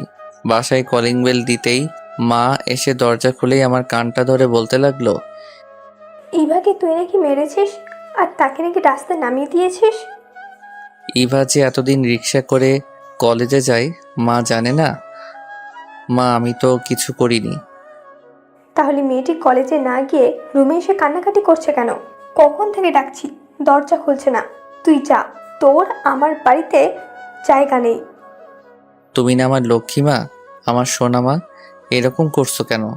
তোমার এই দুধের বাচ্চাটা কই যাবে বলো? জায়গা নেই বলছি, মানে জায়গা নেই, ব্যাস। বলেই মুখের উপর দরজাটা লাগিয়ে দিল। যা শালা, এখন আমি কি করি? যাই বন্ধুদের সাথে আড্ডা দেই। রাতে বাবা বাসায় আসলে তখন বাসায় আসবো। বন্ধুদের সাথে আড্ডা দিয়ে রাতে 10টায় আবার বাসায় আসি। কলিং বেল দিতেই মা দরজা খুলে দেয়। আমাকে দেখেই মা জড়িয়ে ধরে। আমি হতবাক হয়ে যাই। তোকে একটু বকা দিয়েছি বলে কি আমাদের ছেড়ে চলে যাবি? মা তুমি কাঁদতেছো কেন? আমি তো কোথাও যাইনি। তুই বল, কোনো দিন এরকম করবি না। ঠিক আছে, আর এরকম করব না। সেই সকাল থেকে না খাওয়া, চেহারার কি করেছিস দেখ। তোর জন্য ইভাও কিছু খায়নি। যা, ইভাকে নিয়ে খেতে আয়। আমি রুমে গিয়ে দেখি ইভা শুয়ে শুয়ে কান্না করছে। ইভার কান্না দেখে আমার ভিতরটা পুড়ে যাচ্ছে। না, আর মেয়েটাকে কষ্ট দেব না। তাকে কষ্ট দিয়ে তো আমি সুখে নাই, আমিও তো তার দ্বিগুণ কষ্ট পাচ্ছি। কি হয়েছে, এভাবে কান্না করছিস কেন? সেটা তোমাকে জানতে হবে না। আচ্ছা চল, সকাল থেকে নাকি কিছুই খাওনি? না আমি খাবো না, তুমি খেয়ে নাও। আচ্ছা ঠিক আছে, খিদা লাগলে এমনিতেই খাবে। আমি নিচে গিয়ে দেখি মা খাবার রেডি করে বসে আছে। কি রে, ইভা কই? তোমার বৌমা নাকি খাবে না? আচ্ছা, তুই খেয়ে ইভার জন্য খাবার নিয়ে রুমে যাস। আচ্ছা তুমি ইভার জন্য খাবার বেড়ে দাও। রাক্ষসটা একবার না করতেই চলে গেল। আমি যে তার সাথে রাগ করে খাইনি, আমাকে একবার জোর করলো না। খিদায় পেটে ইঁদুর দৌড়াচ্ছে। এখন কি করি? না খেয়ে থাকতে হবে সারা রাত। কেন যে সে সময় না করতে গেলাম? এই কি সাউন্ড প্লেট হাতে রুমে আসতেছে, সে কি আমাকে দেখিয়ে দেখিয়ে খাবে নাকি? এই নাও, আমি জানি তোমার খিদে পেয়েছে, খেয়ে নাও। না, আমি খাবো না। ভালো করে বলছি তো, তাই কানে যায় না। খেতে পারি, একটা শর্ত। কি শর্ত শুনি? তে আমাকে খাইয়ে দিতে হবে। শাওন কিছু একটা ভেবে ইভার মুখের সামনে খাবার তুলে দিল। হাঁ করো। ইভা হা করলে শাওন ইভাকে খাইয়ে দিতে লাগলো। এবার খুব ভালো লাগছিল। এই কয়েকদিনে শাওনকে খুব ভালোবেসে ফেলেছে। শাওনের প্রতিটি স্পর্শ এখন ইভার ভালো লাগে। কেন যে আগের শাওনকে অবহেলা করলো। ইভাকে খাইয়ে দিয়ে ইভার মুখটা মুছে দিয়ে প্লেটটা টেবিলে রেখে দিলাম। মনে মনে ভাবছি, মেয়েটা সত্যি আমাকে খুব ভালোবাসে। শাওন, তুমি কি সত্যি আমাকে ডিভোর্স দিয়ে দিবে? কেন, তুমি ডিভোর্স চাও না? না, আমি ডিভোর্স চাই না। সেদিন আমি এমনিতেই রাগে ডিভোর্সের কথা বলেছিলাম। এ ব্যাপারে আমরা পরে কথা বলি বলে আমি সোফায় শুয়ে পড়লাম। সকালবেলা ইভার ডাকে ঘুম ভাঙলো। ফ্রেশ হয়ে নাস্তা করলাম। কলেজে যাওয়ার জন্য রেডি হচ্ছি। এমন সময়, চলো না, আজ আমরা ঘুরতে যাই। অনেক দিন হলো তোমার সাথে ঘুরতে যাই না। না, আজকে রিক্তাকে নিয়ে মুভি দেখতে যাব। আজকে সময় নেই। আমি এমনিতেই বানিয়ে বললাম। রিক্তার কথা বলাতে ইভার মনটা খারাপ হয়ে গেল। শুধু রিক্তা রিক্তা রিক্তা, কি আছে এই মেয়ের মধ্যে যা আমার মধ্যে নেই? রিক্তাকে আমার থেকেও বেশি সুন্দরী। রিক্তার মধ্যে কি আছে শুনতে চাও? রিক্তা তোমার মতো অহংকারী না। রিক্তার ভালো একটা মন আছে, যা তোমার মধ্যে নেই। তাছাড়া রিক্তা আমাকে খুব ভালোবাসে। কি পেয়েছি তোমাকে ভালোবেসে বলতে পারবে? চড় থাপ্পড় ছাড়া। সেই ছোটকাল থেকে তোমাকে ভালোবেসেছি, বিনিময়ে কি পেয়েছি? শুধুই অবহেলা। এখন আমাকে একটু শান্তিতে থাকতে দাও। ইভার দিকে চেয়ে দেখি শুধুই চোখের জল ফেলছে, আর কিছুই বলছে না। শোন, আমার সামনে এসব ন্যাকা কান্না করবে না। এসব আমার একদম পছন্দ না। এদিকে ইভা ভাবছে, আগে শাওন তাকে কত ভালোবাসতো, তার জন্য কত কি করত। তার মন খারাপ দেখলে সহ্যই করতে পারতো না, তাকে হাসানোর কত চেষ্টা করত। সেই শাওন এখন বলছে তার কান্না নাকি নেকি কান্না। এসব ভেবে ইভা হাউ মাউ করে কেঁদে উঠলো। আমি তাড়াতাড়ি করে ইভার মুখটা চেপে ধরি। মা শুনতে পারলে আজ আমার খবর আছে। কালকে কোনো রকম বেঁচে গেছি। ইভা প্লিজ কান্না থামাও। মা শুনতে পারলে আমাকে মেরে ফেলবে। ইভা কান্না থামালো, কিন্তু মাঝে মধ্যে ফুপাচ্ছে আর চোখের জল ফেলছে। যতই হোক, ইভাকে ভালোবাসি তো। তাই ইভার সামনে বসে ইভার চোখের জল মুছে দিয়ে বললাম, সরি। আচ্ছা চলো, আজ আমিও তোমার সাথে রিক্সা করে কলেজে যাব। ইভা কান্নামাখা কণ্ঠে বলল, না, তুমি যাও, আমি কলেজে যাব না। আমি আর কিছু না বলে কলেজে চলে গেলাম। আমি জানি ইভা এখন দরজা লাগিয়ে শুয়ে শুয়ে কান্না করবে। করুক, তাতে আমার কি? আমিও তো ইভার জন্য কম কান্না করিনি। কলেজে এসে কিছুই ভালো লাগছে না। না, আজ ইভার সাথে একটু বেশি করে ফেলেছি। কিরে, কখন থেকে দেখছি মন খারাপ করে বসে আছিস? কিছু কি হয়েছে? তেমন কিছু না, এমনি মন খারাপ। আমরা কি তোর আপন কেউ? আমাদেরকে বলবি? এখন তো তোর রিক্তাই আপন। তুইও শুরু করলি? আচ্ছা শোন, তারপর সবটা বললাম ওদের। ইভা তো এখন তোকে ভালোবাসে, তাহলে তাকে বলে দিচ্ছিস না কেন? ভাবছি ইভার জন্মদিনের ইভাকে সারপ্রাইজ দিব। তুই যা ভালো মনে করিস। আচ্ছা এখন চল ক্লাসে যাই। তারপর সবাই ক্লাসে চলে গেলাম। কলেজ ছুটির পর বাসায় এসে কলিং বেল দিতেই মা দরজা খুলে দেয়। রুমে এসে দেখি ইভা রুমে নেই, হয়তো বেলকনিতে হবে। আমি ফ্রেশ হয়ে বেলকনিতে গেলাম, সেখানেও ইভা নেই। ছাদে গেলাম, ছাদেও ইভা নেই।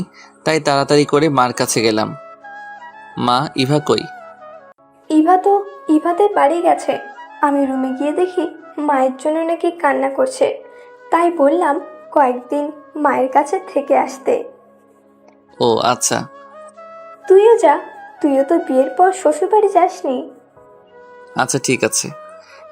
আমি রুমে গিয়ে ফ্রেশ হয়ে কিছুক্ষণ রেস্ট নিয়ে বিকালের দিকে শ্বশুরবাড়ি গেলাম। দরজায় কলিং বেল দিতেই সুমা এসে দরজা খুলে দেয়। সুমা ইভার ছোট বোন।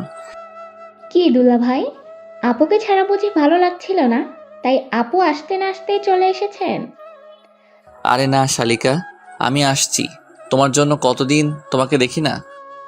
হয়েছে, আর পাম দিতে হবে না আমাকে। এলো রে সুমা। মা, দুলা ভাই এসেছে। বাবা কেমন আছো? জি মা, ভালো। আপনি কেমন আছেন? তো বাবা, বাড়ির সবাই ভালো আছে তো? জি মা, সবাই ভালো আছে। বাবা উপরে যাও, ইভা রুমেই আছে। আমি ইভার রুমের সামনে এসে আসতে পারি? ইভা আমার দিকে তাকিয়ে শোয়া থেকে উঠে বলল, তুমি কখন এলে? আর বাইরে দাঁড়িয়ে আছো কেন? ভেতরে আসো। আমি ভিতরে গিয়ে সোফায় বসলাম। তুমি ফ্রেশ হয়ে নাও, আমি তোমার জন্য কফি বানিয়ে আনছি। আমি ফ্রেশ হয়ে এসে দেখি ইভা কফি নিয়ে দাঁড়িয়ে আছে। এই নাও। আমি কফিটা নিয়ে বেলকনিতে দাঁড়িয়ে কফি খাচ্ছি। ইভার রুমের বেলকনিটা খুব সুন্দর। বেলকনিতে কয়েক ধরনের ফুলের গাছ আছে, খুব সুন্দর দেখতে। সুমা মনে হয় এগুলো দেখাশোনা করে। বেলকনিতে খুব সুন্দর মনোরম পরিবেশ একটা। আমি কফি খাচ্ছি আর মনোরম সৌন্দর্য উপভোগ করতে লাগলাম। অর্ধেক কফি খেতেই হঠাৎ ইভা এসে ছো মেরে কফিটা দিয়ে গেল। এটা কি হলো? তোমার আর খেতে হবে না, বাকিটা আমি খাবো। বলে ইভা কফিতে চুমুক দিল। আজব তো, নিজের জন্য একটা বানিয়ে আনলেই তো পারে, আমারটা নিয়ে গেল। আমি আর সেখানে দাঁড়িয়ে না থেকে রুমে এসে পড়লাম। রুমে এসে একা একা ভালো লাগছে না, তাই গল্প লিখতেছিলাম। দুলা ভাই রুমে কার সাথে এত চ্যাটিং করেন? আমি সামনে তাকিয়ে দেখি সুমা। চ্যাটিং করি না শালিকা, গল্প লিখছিলাম। এখন গল্প লিখতে হবে না, চলেন ছাদে যাই, আড্ডা দিব। আপু তুইও চল না। তারপর ছাদে তিনজন বসে আড্ডা দিলাম। সুমা মেয়েটা না খুব মিশুক, এত কথা বলতে পারে মেয়েটা। কথা বলতে শুরু করলে থামতেই চায় না। শাশুড়ি আম্মা ছাদে এসে ডেকে গেছেন রাতের খাবার খাওয়ার জন্য, তাই নিচে চলে যাই। নিচে গিয়ে খাবার টেবিল দেখে তো আমার চোখ কপালে উঠে গেল। এত খাবার! খাবার দেখে মনে হচ্ছে এই বাড়িতে থেকে যাই আজীবন, জামাই আদর পাবো। খেতে বসে তো পড়লাম আরেক বিপদে। কি বাবা, কিছুই তো খাচ্ছ না? এটা নাও ওটা নাও, না করার শর্তেও জোর করে দেয়। এত খাবার মনে হয় আমি জীবনেও খাইনি। খাওয়া দাওয়া শেষে রুমে চলে আসি। এই তোমার মা কি আমাকে মারার প্ল্যান করছে নাকি? ইভা আমার দিকে অবাক হয়ে তাকিয়ে আছে। জোর করে এত খাবার খাওয়ালো, আমার খুব ক্লান্ত লাগছে। আচ্ছা একটা বালিশ দাও, আমি ঘুমাবো। শোনো, তুমি খাটে ঘুমাও, আমি সোফায় থাকি। না থাক, তুমি খাটে থাকো। আমাদের বাড়িতে এসে তুমি সোফায় থাকবে তা হয় না। তোমার সোফায় থাকা অভ্যাস নাই, তুমি থাকতে পারবে না। আচ্ছা ঠিক আছে, আমরা দুজনেই খাটে থাকি, মাঝখানে কোলবালিশ থাকবে। আচ্ছা ঠিক আছে বলে আমি খাটে একপাশে শুয়ে পড়লাম। সকালবেলা ঘুম ভাঙতেই আমার বুকে ভারী কিছু একটা অনুভব করলাম। চোখ খুলে দেখি ইভা আমার বুকে মাথা দিয়ে শুয়ে আছে। তখন যে আমার কি ভালো লাগছিল তা বলে বোঝাতে পারবো না। এই প্রথম ইভার আমার এত কাছে এসেছে। নিজের অজান্তেই ইভাকে আমি জড়িয়ে ধরি। কখন যে আবার ঘুমিয়ে গেছি বলতেই পারিনি। ইভার ডাকে আবার ঘুম ভাঙলো আমার। ইভা একটা মুচকি হাসি দিয়ে বলল, এখন আমাকে ছাড়বে নাকি এইভাবে জড়িয়ে ধরে রাখবে? ও সরি, এই যা খেলাম একটা বাস। কেন? যখন ঘুমিয়ে গেছিলাম। লজ্জায় এখন আমার মাথা কাটা গেল। ইভা ফ্রেশ হয়ে এসে আমার দিকে তাকিয়ে মুচকি একটা হাসি দিল। আমি পুরো লজ্জায় শেষ হয়ে গেলাম। যাও, আর লজ্জা পেতে হবে না, ফ্রেশ হয়ে এসো। মা কয়েকবার ডেকে গেছেন নাস্তা করার জন্য। আমি বিছানা হতে উঠে ফ্রেশ হতে চলে গেলাম। ফ্রেশ হয়ে এসে ইভার সাথে নিচে গেলাম। আমি আর ইভাই শুধু খেতে বসেছি। মনে হয় অন্যরা খেয়ে ফেলেছে। কি দুলা ভাই, আপু কি রাতে ঘুমাতে দেয় না? সকালবেলা এত ঘুমান। সুমা তুই চুপ করবি? আর তুই কলেজে যাসনি কেন? আজকে দুলা ভাইয়ের সাথে ঘুরতে যাব। আচ্ছা ঠিক আছে, বিকালের দিকে যাব। না, দুলা ভাইকে এখন শপিং এ নিয়ে যাব, কিছু কেনাকাটা করে তারপর বিকেল দিকে ঘুরতে যাব। খাইছে রে আমারে, এই মেয়েকে নিয়ে মার্কেটে গেলে তো আমার পকেট পুরো ফাঁকা করে দিবে। বিয়ে করলে এই এক জ্বালা, শ্বশুর বাড়ি গেলে শালা শালিকা পকেট পুরো ফাঁকা করে ফেলে। লজ্জায় কিছু বলাও যায় না। যারা বিয়ে করেছেন তারা এই বিষয়ে আমার থেকেও বেশি জানেন। দুপুরের দিকে সুমাকে নিয়ে মার্কেটে গেলাম। সুমা শুধু ঘুরে ঘুরে দেখে, কিছুই পছন্দ হচ্ছে না। অবশেষে 2টা জামা নিল। আমিও ইভার জন্য পছন্দ করে একটা নীল শাড়ি কিনলাম। বিয়ের পর কিছুই দেয়নি মেয়েটিকে, কোনোদিন কিছু চাইও নি মেয়েটি। সুমাকে নিয়ে একটা রেস্টুরেন্টে গেলাম। লাঞ্চ করে বাসায় চলে আসি। আমি রুমে গিয়ে দেখি ইভা শুয়ে আছে। আমি শাড়ির প্যাকেটটা খাটে রেখে ফ্রেশ হতে গেলাম। ফ্রেশ হয়ে এসে দেখি ইভা শাড়িটা দেখতেছে। শাড়িটা কি আমার জন্য এনেছো? না, এটা রিক্তার জন্য কিনেছিলাম। তুমি যেহেতু প্যাকেটটা খুলে ফেলেছো তাহলে তুমি রেখে দাও। মিথ্যা বললাম, সত্যিটা তো আপনারা জানেন। ইভা ছলো ছলো চোখে আমার দিকে তাকিয়ে আছে। মনে হয় এখনই বৃষ্টি নামবে, তাই আমি আর কিছু না বলে রুম থেকে বেরিয়ে যাই। বিকালে সুমা আর আমি ঘুরতে যাব। ইভাকে বললাম আমাদের সাথে যাবে কিনা। ইভার নাকি ভালো লাগছে না, তাই যাবে না। আমি সুমাকে নিয়ে একটা নদীর পাড়ে গেলাম। সেখানে কিছুক্ষণ ঘোরাঘুরি করি। সুমা বায়না ধরল ফুচকা খাবে, তাই রাস্তার পাশে একটা ফুচকার দোকানে দাঁড়াই। সুমা ফুচকাওয়ালা মামাকে বেশি করে ঝাল দিতে বলল। সুমা 2টা ফুচকা খেয়েই ঝালে কাতরাতে লাগলো। পানি পানি দুলা ভাই, পানি। মামা পানি দেন। মামা পানি তো শেষ। কি বলেন, ফুচকা বেচেন আর পানি রাখেন না? বলে আমি দোকানের দিকে হাঁটা দিলাম পানি আনতে। আমি পানি নিয়ে এসে দেখি সুমা নাই। মামা, সুমা কই গেছে বলতে পারবেন? আপাকে কয়েকটা ছেলে জোর করে এদিকে টেনে নিয়ে গেছে। আমি আর সেখানে দেরি না করে দৌড়ে সেদিকে গিয়ে দেখি সুমাকে একটি ছেলে টেনে হিসড়ে নিয়ে যাচ্ছে, সাথে আর 3টা ছেলে। আমি দৌড়ে গিয়ে সুমার হাত ধরে টেনে নিয়ে যাচ্ছিল যে ছেলেটা, তাকে পিছন থেকে কষে একটা লাথি মারি। সাথে সাথে ছেলেটি ছিটকে সামনে পড়ে যায়। সুমা দৌড়ে এসে আমার পাশে দাঁড়ালো। কে রে শালা তুই? তোর বাপ। বলেই কোমর থেকে বেল্টটা খুলে দেয়। উদম কেলানি। আমার মায়ের দেখে বাকি 3টা দেয় ভূ দৌড়। মারতে মারতে আধা মরা করে।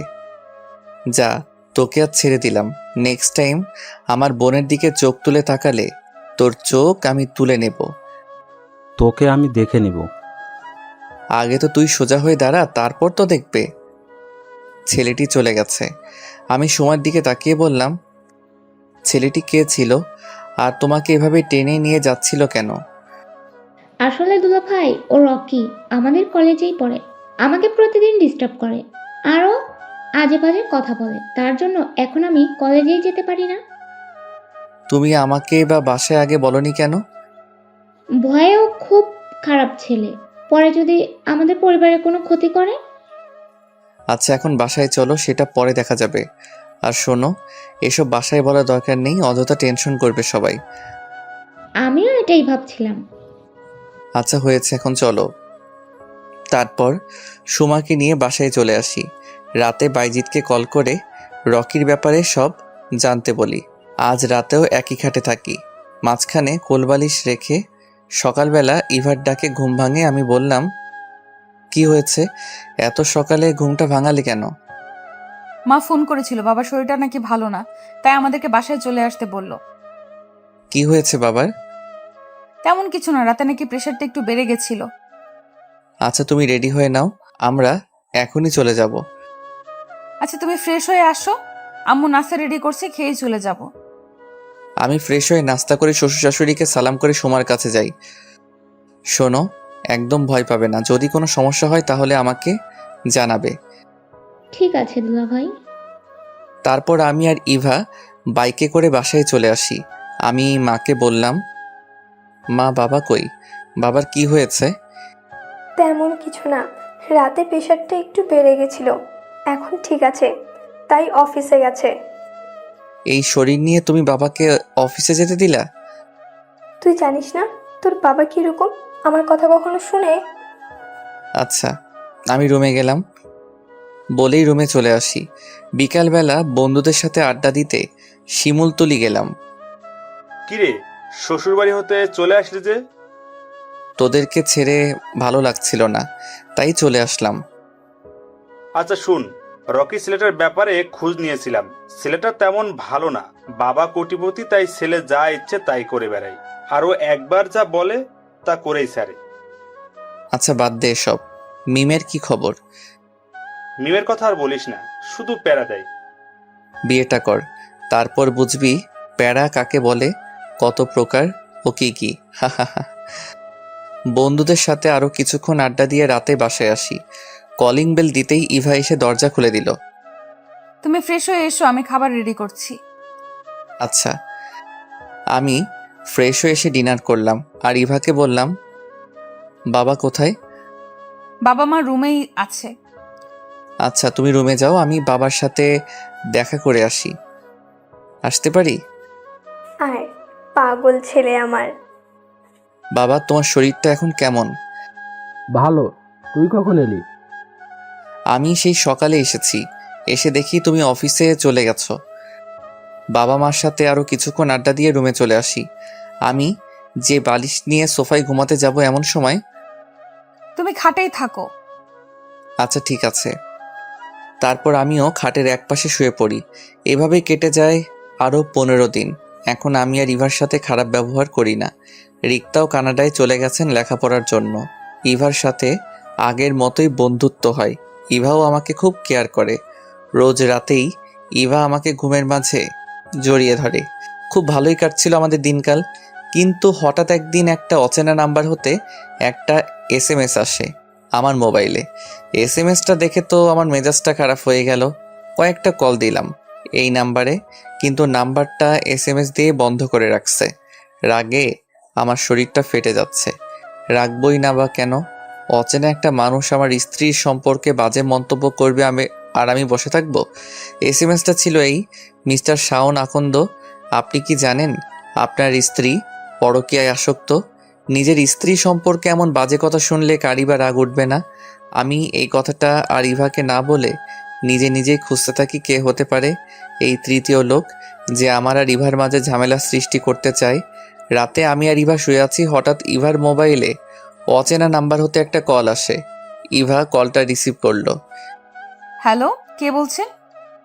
আমি যেই হই না কেন, আমি আপনার স্বামী সম্পর্কে একটা ইনফরমেশন দেওয়ার জন্য কল করেছি। কি ইনফরমেশন বলেন? আপনি কি জানেন আপনার স্বামী আপনাকে রেখে আর একটা বিয়ে করেছে? হোয়াট?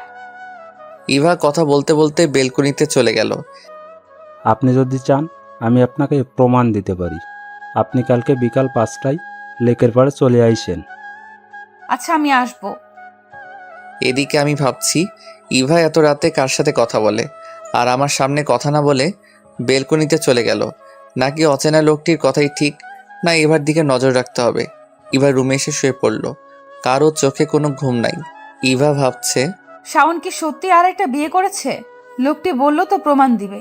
না, কালকে লোকটার সাথে দেখা করলেই সব জানতে পারবো। সকালে ঘুম ভাঙতেই দেখি ইভা রুমে নাই। মনে হয় বাথরুমে হবে। অনেকক্ষণ হলো, এখনো ইভা বাথরুম থেকে বের হলো না। তাই বাথরুমে গিয়ে দেখি দরজা খোলা। ভিতরে গিয়ে দেখি ইভা নেই। তাড়াতাড়ি করে নিচে গেলাম। মা, ইভা কই? ও তো কিছুক্ষণ আগেই বের হলো, বলল কি নাকি কাজ আছে। ইভার এত সকালে কি কাজ? আচ্ছা ঠিক আছে, তুমি নাস্তা রেডি করো।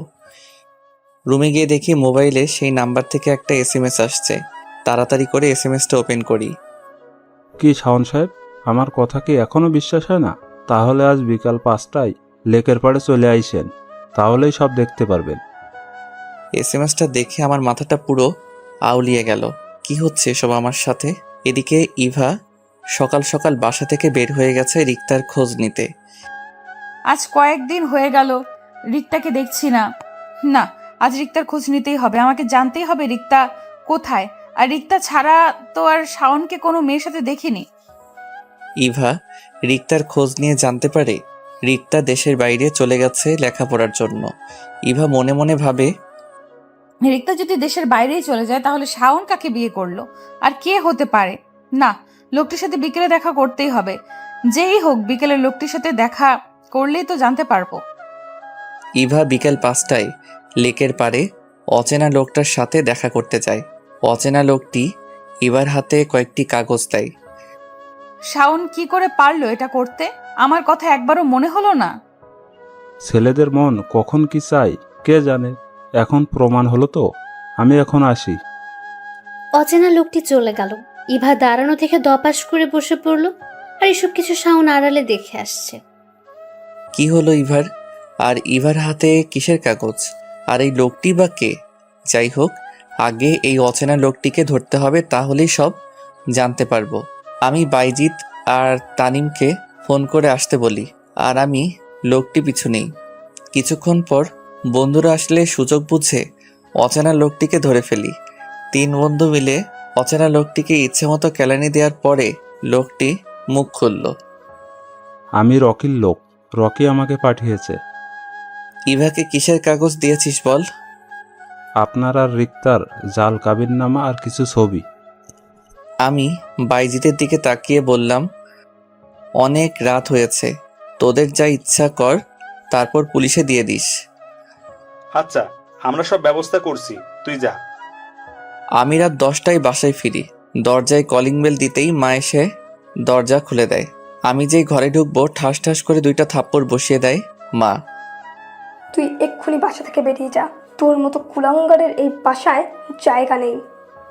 মা আমি কি করেছি বলবে তো? কি করেছি মানে? তুই জানিস না তুই কি করেছিস? মা আমি সত্যিই জানি না। তুই ইভাকে রেখে আরেকটি বিয়ে করিসনি?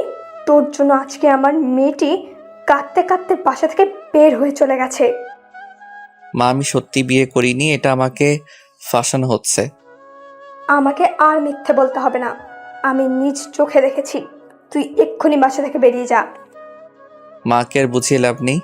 আমি জানি মা আমার কথা কখনো বিশ্বাস করবে না, তাই বাইকটি নিয়ে বেরিয়ে পড়ি। গন্তব্য ইভাদের বাসা। প্রায় 11টায় ইভাদের বাসায় যাই।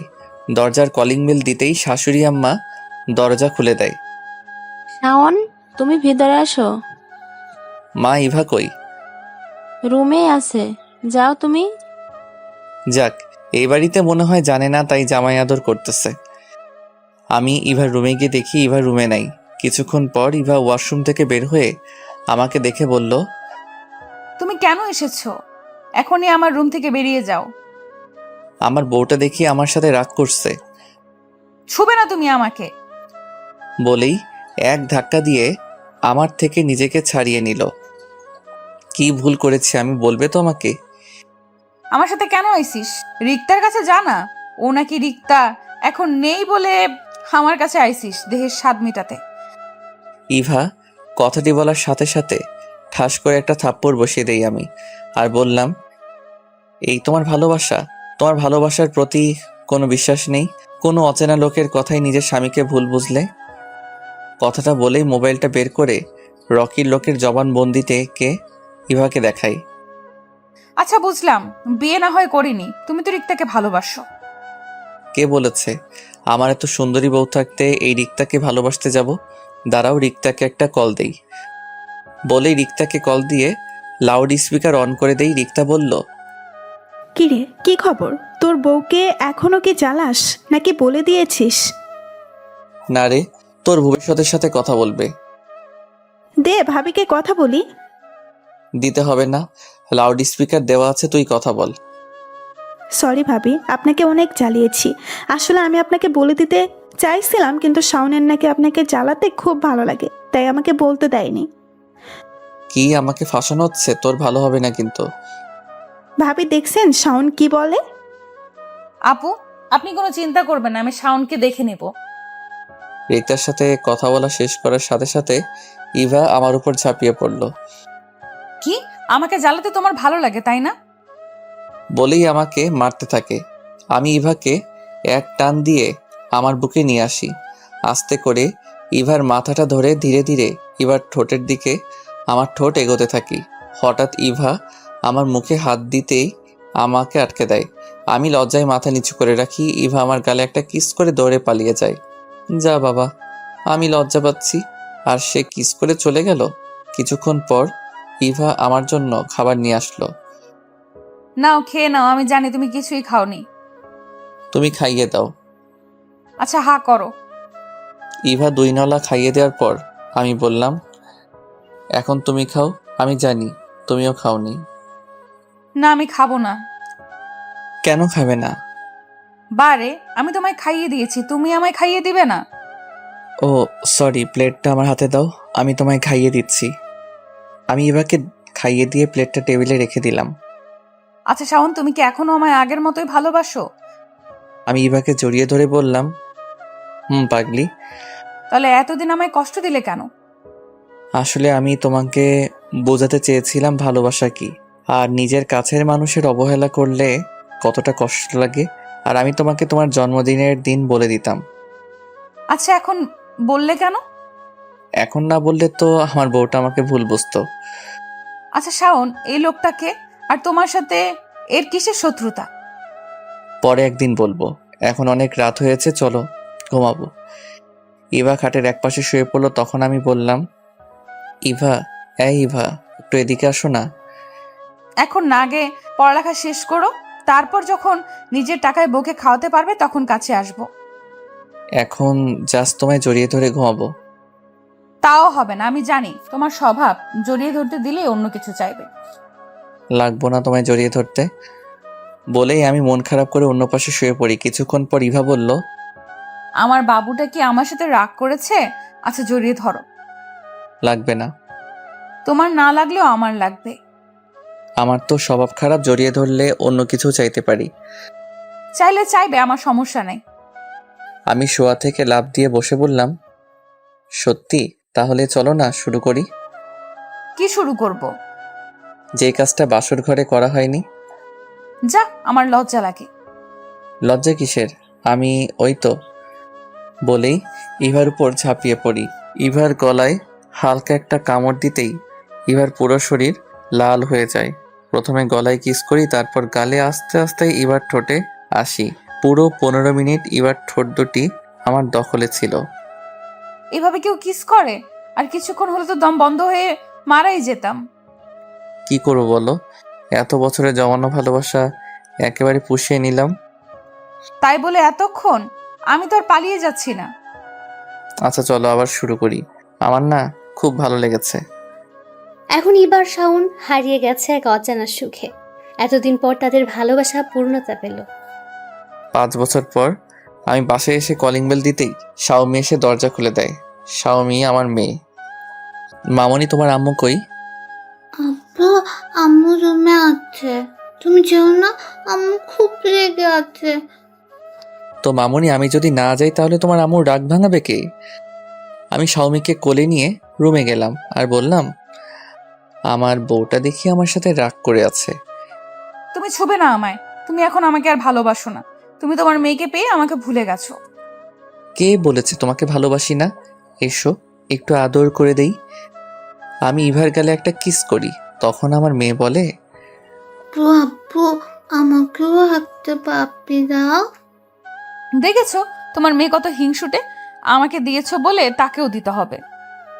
রাখবে তোমার ঝগড়া? এসো মামনি, তোমাকে একটা পাপ্পি দেই। আর এইভাবেই চলতে থাকে আমার সুখের সংসার। আপনারা সবাই দোয়া করবেন আমাদের জন্য। খোদা হাফেজ।